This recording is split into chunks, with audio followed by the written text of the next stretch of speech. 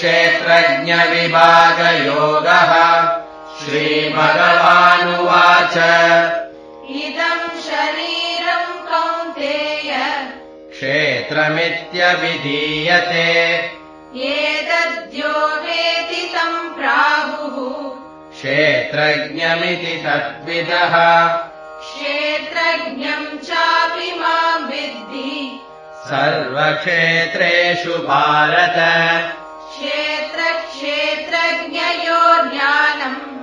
यत्तज्ज्ञानं मतं मम तत्क्षेत्रं यच्च यादृक् च यद्विकारि यतश्च यत्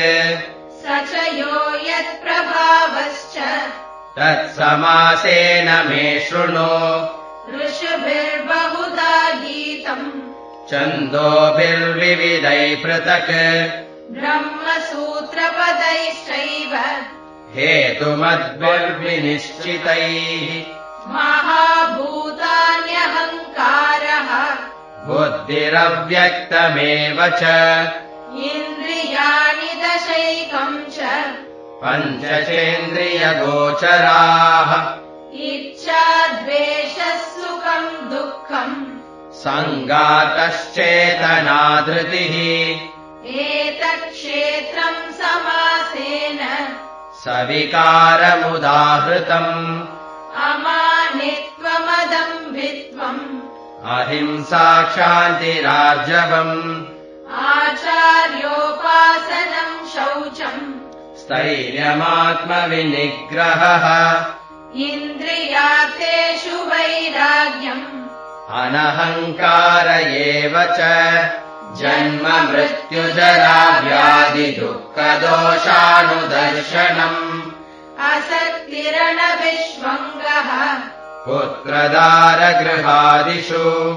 नित्यम् च समचित्तत्वम् इष्टानिष्टोपपत्तिषु मयि चानन्ययोगेन भक्तिरव्यभिचारिणी विविक्तदेशसेवित्वम् अरतिर्जनसंसदि अध्यात्मज्ञाननित्यत्वम् तत्त्वज्ञानार्थदर्शनम्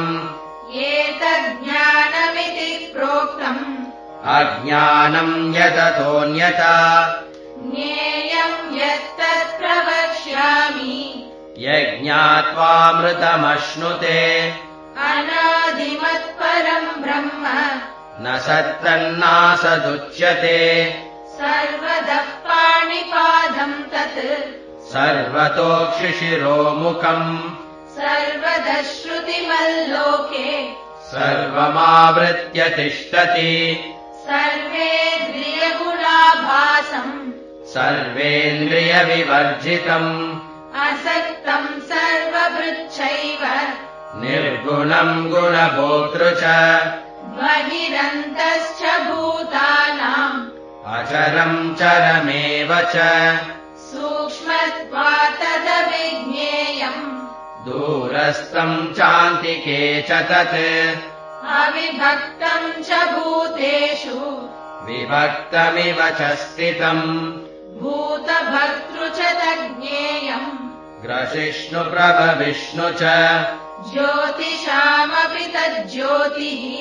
तमसः परमुच्यते ज्ञानम् ज्ञेयम् ज्ञानगम्यम्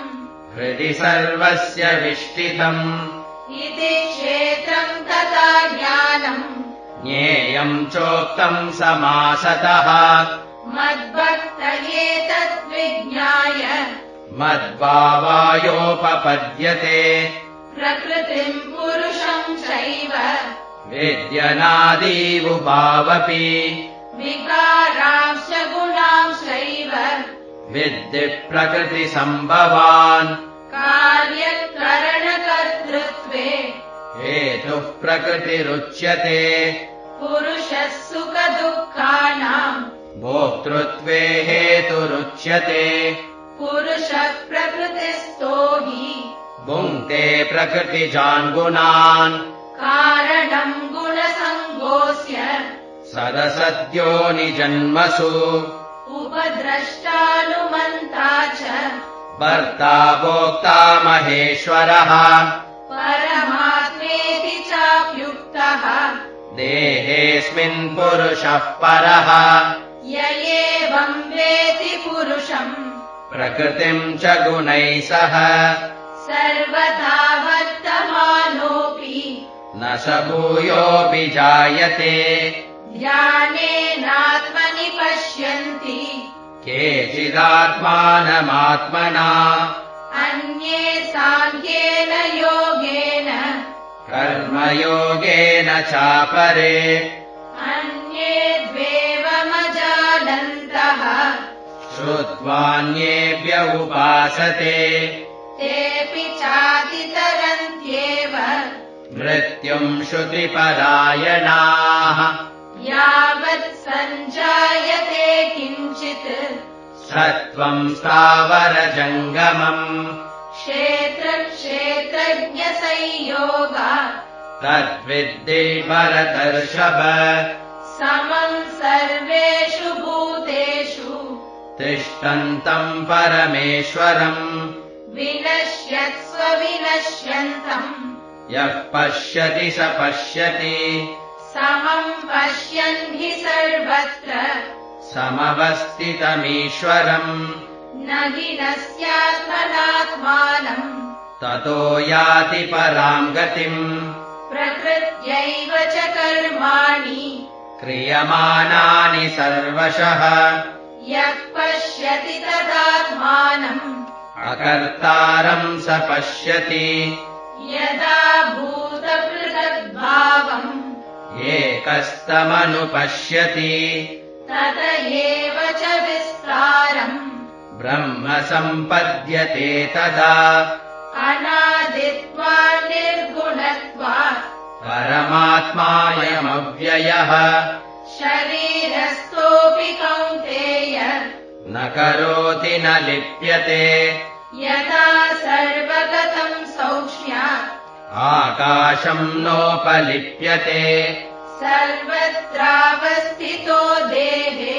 तथात्मानोपलिप्यते यथा प्रकाशयत्येकः कृत्स्नम् लोकमिमम् रविः क्षेत्रम् क्षेत्री तथा कृत्स्नम् प्रकाशयति भारत क्षेत्रक्षेत्रज्ञयोरेवम् अन्तरम् ज्ञानचक्षुषा भूतप्रकृतिमोक्षम् च ये विदुर्यान्ति ते परम्